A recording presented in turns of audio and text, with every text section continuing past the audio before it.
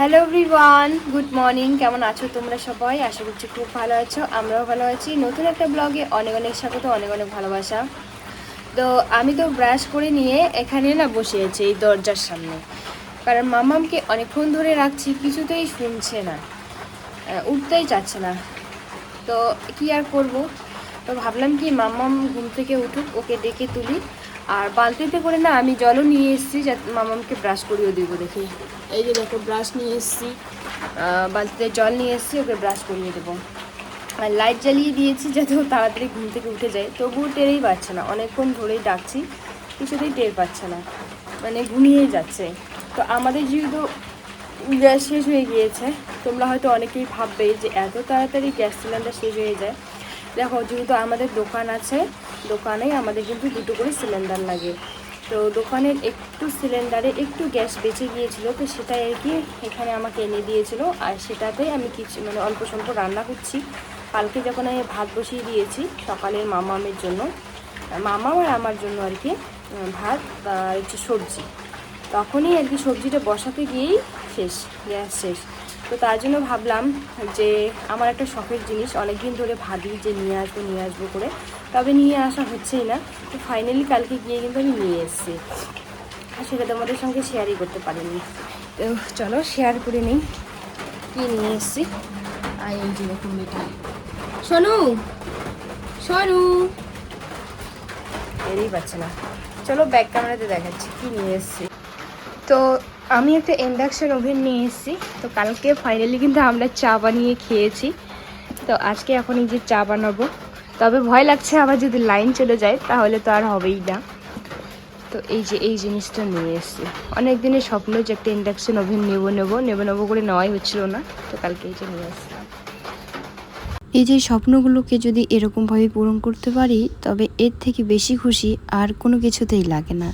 তবে সেটা হয়তো তোমাদের কাছে সামান্য হতে পারে, তবে আমার কাছে কিন্তু অনেকটাই। আমাদের মতো মধ্যবিত্ত গরিব ঘরের বউদের এই সামান্য সামান্য যদি স্বপ্ন পূরণ হয় আর শখগুলো পূরণ হয়, তাতে কিন্তু আমরা অনেকটাই হ্যাপি থাকি এবং কি অনেকটাই আর কি খুশি হয়ে যাই। তো যাই হোক, এইদিকে এখন আমি বিছানাপত্রটা তুলে নিয়ে নিচ্ছি, ওইদিকে আমি মশারিটা তুলে নিয়ে নিলাম, আর এই যে কাঁথাটা এখন ভাঁজ করে নিয়ে নিচ্ছি। কারণ এই সকালবেলা করে যেহেতু একটু ঠান্ডা লাগে ভোর ভোর টাইমে, তখন ওই যে কাঁথাটা একটু গায়ে নিয়ে নেই। তো তাই সেটাই আর কি ভাঁজ করে রেখে দিয়ে দিলাম। আর বেডশিটটা এখন একটু টান টান করে পেতে নিয়ে নেব। মামামকে অনেক কষ্টে তো ঘুম থেকে উঠালাম, উঠিয়ে ওকে ব্রাশ করিয়ে দিয়ে ওকে খাইয়ে বসিয়ে দিয়েছি। বাচ্চা মানুষরা না খেতে অনেকটাই টাইম লাগায়, তার জন্য ভাবলাম ওকে খেতে বসিয়ে দিয়ে তারপরে আর কি আমি এদিকে বিছানাটা পরিষ্কার করে নিয়ে নিই। তাই ওইদিকে খেতে বসিয়ে দিয়ে বারবার বলছিলাম যে তাড়াতাড়ি খেয়ে নাও, তুমি পড়তে বসবে, ওইদিকে বলছিলাম, আর এইদিকে আমি ঘরের কাজগুলো করছিলাম। আর আমার আলনাটার অবস্থা দেখে তোমরা হয়তো বুঝতেই পারছো যে এটা আলনা নাকি এটা একটা ডাস্টবিন ফেলার জায়গা। আসলে এই জামা কাপড়গুলো না হালকাভাবে একটু ভেজাই ছিল, আর আমি কালকে রাতের বেলায় একটু মশারিটার উপরে দিয়েছিলাম। তো যখন সকাল হলো ঘুম থেকে উঠলাম, তখন এই যে আলনার মধ্যে ওরকমভাবে অগোছালোভাবে রেখে দিয়েছি। তো এখন ভাবলাম যেহেতু ওগুলো শুকিয়েই গেছে, আর সেগুলো যেহেতু আমার সবসময়ই লাগে, মামামকে স্কুলে নিয়ে যাই, তার জন্য আর আমি ওই শোকেসের মধ্যে ভরে না রেখে ওই আলনার মধ্যে সুন্দরভাবে ভাঁজ করে রেখে দিয়ে দিচ্ছি।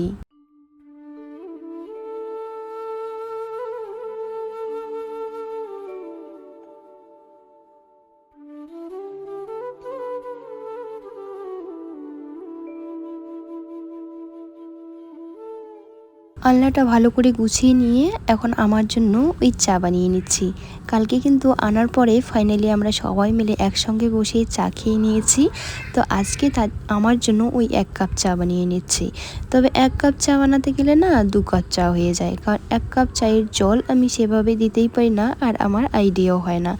তো আমি লো টু আঁচে একটু ভালো করে চাপাতিগুলো ফুটিয়ে নিয়ে নিচ্ছি।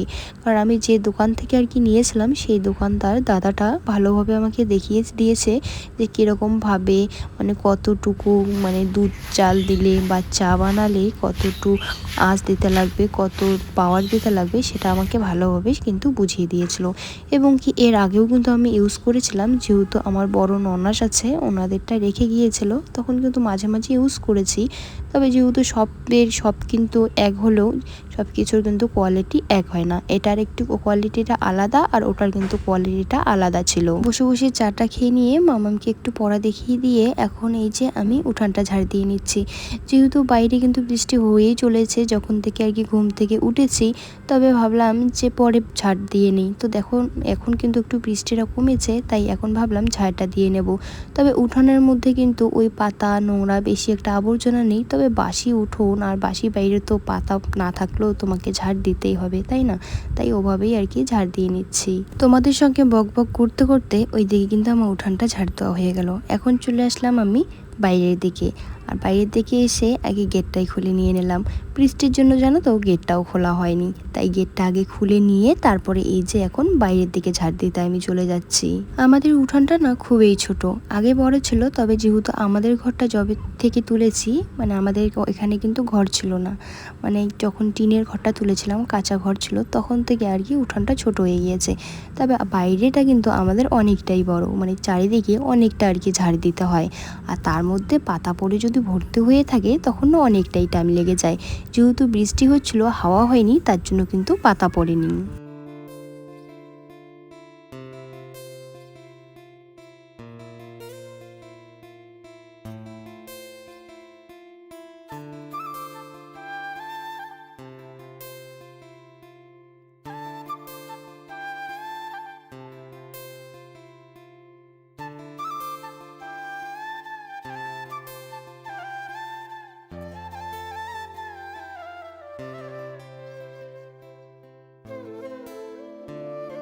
সকালের কাজকর্ম সেরে মামামকে নিয়ে স্কুলে গিয়েছিলাম তাড়াহুড়ো করে, তার জন্য আর তোমাদের সামনে আসতে পারিনি।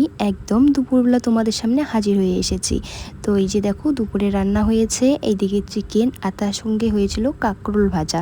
তবে কাঁকরোল ভাজা না প্রত্যেক দিন খাচ্ছি, প্রত্যেক দিন তো প্রায়ই খাচ্ছি কাঁকরোল ভাজা, আমার না খেতে আর মন যাচ্ছে না, তাই আমি চিকেনের লাল লাল ঝোল নিয়েছি আর তার সঙ্গে ভাত নিয়ে বসে পড়েছি খাওয়ার জন্য। তোমাদের বাড়িতে আজকে কি কি রান্না হলো আর তোমরা কে কি দিয়ে খেয়েছো আমাকেও কিন্তু কমেন্টে জানিও। আজকে আমাদের বাড়িতে হয়েছে কাঁকরোল ভাজা, তার সঙ্গে হচ্ছে চিকেনের লাল লাল ঝোল। যেহেতু আমাদের এই বাড়িতে সবাই চিকেন খায়, তার জন্য আর এক্সট্রা করে মাছ বা কোনো কিছু আনতে হয় না, তো তার জন্য কিন্তু এই চিকেনই নিয়ে এসছে, মাছ আর কোনো কিছু নিয়ে আসেনি। তো যাই হোক বন্ধুরা, একটুখানি বাইরে চলে আসলাম। কি সুন্দর এদিকে হাওয়া আসছে, জানলার তো খোলা আছে, সন্ধ্যা সন্ধ্যা লাগছে, বাড়ি গিয়েই সন্ধ্যা দিয়ে দেবো। তো ভাবলাম কি ভিডিওটা এইদিকে আপলোড দিয়ে দিই, যেহেতু প্রত্যেক দিন আমি কিন্তু এই যে এখানে দাঁড়িয়ে কি ভিডিও আপলোড দিয়ে দিই। তো একটু পরে তো সন্ধ্যা হয়ে যাবে, রাত হয়ে যাবে, তখন ভয় লাগবে, তো ভাবলাম কি এখন ভিডিওটা আপলোড দিয়ে দিই, তার জন্য চলে আসলাম এই যে মাঠের দিকে।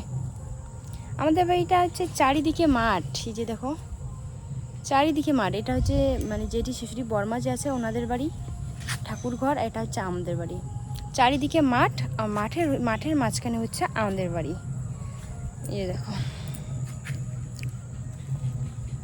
আমাদের বাড়িটা চারিদিকে মাঠ আর মাঠের মাঝখানে হচ্ছে আমাদের বাড়ি, যাকে বাংলা ভাষায় বলে দোলার মাঝখানে বাড়ি, মানে বেশি একটা লোকজন নেই আর বেশি বাড়িও নেই। আর যা লোকজন থাকলেও কারো বাড়ি বেশি কেউ যায় না।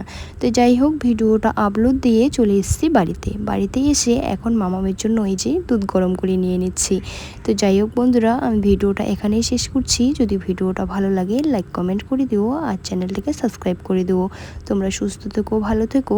আগামীকাল নতুন একটা ব্লগের সঙ্গে দেখা হচ্ছে। Bye, tata.